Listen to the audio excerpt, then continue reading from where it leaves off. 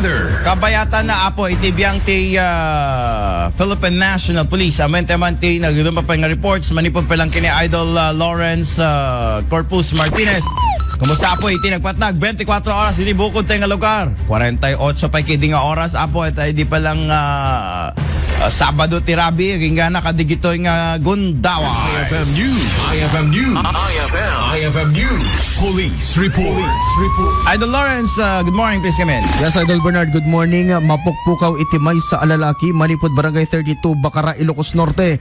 Namuan at ilalaki ket agnagan ti Lloyd Ramil Acosta, agtawen 30 ket 2, nasawaan ken residente iti nasa o alugar. Basar ti report iti nailya na pulisya ket nagturong ti mapukpukaw alalaki ken ti amana ani Mr. Eufemio Acosta iti may sa computer shop iti Barangay 11 iti syudad Tilawag. Ditoy anapan gimatang ti merienda ti lakay ket iti nagsubli ket awameten ti baruna. Kuna ti amana at ti anak na ket ada ti mental health problem na sipod iti second year high school. Imbatad na nga iti napalpalabas ket napukpukawen ti baruna ngem agsubsubli met laeng. Kabayatan na ti pakabigbigan ti lalaki ang mapukpukaw ket naudi nakasuot ti puraw asando, naka short pants iti nangisit ken ada leather sling bag na ngagmaris daga ken ada body belt na a large 5'9" ti katayag na napudaw ka nangisit ti buok na. Kabayatan na iti matlaeng syudad iti Lawag nagisayang ka ti Lawag City Police Station ti anti-illegal gambling operation iti Judge Guerrero Street Barangay 1 Lawag City Ilocos Norte ang nakatiliwan dagiti sumagpamano alalaki.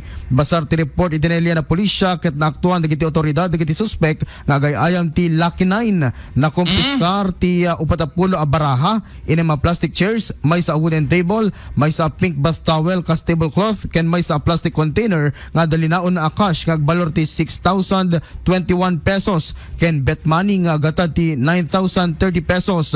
Dagiti suspect ket adan ti kustodiar ti PNP Lawag. Kabayatan na iti matabiyang iti barangay Naglikwan Pasukin ket ada ti nagdinungpar a dump truck na muan adagiti karaman ti aksidente ket may sa alalaki nga agtawen ti 30 driver ti Sino dump truck ken residente iti Solson na Ilocos Norte ken ti kinadinungpar na ket may sa alalaki nga agtawen ti 20 ket siyam driver ti Hino mini dump truck ken residente iti Bayambang Pangasinan. Basar ti report iti nailya na pulisya ket agpapaabagatan na direksyon ti Sino dump truck idinto tagpapaamyanan na direksyon ti mini dump truck idi ang liniklikan ti mini dump truck ti lugan nga da iti sanguna ket kalpasan na naawanan ti control ti driver ti mini dump truck ket ditan ang napasamak ti insidente. Naitaray ti driver ti mini dump truck iti RH Pasukin kalpasan na nagsagaba ti sugat iti nagduduma pas iti bagina idinto tasan anan ano ti driver ti Sino dump truck. Dagiti na kun nadamdamag manipod iti Ilocos Norte Police Provincial Office para iti IFM News. Idol Lawrence Martinez, Tatak, RMN. Maraming salamat Idol Lawrence.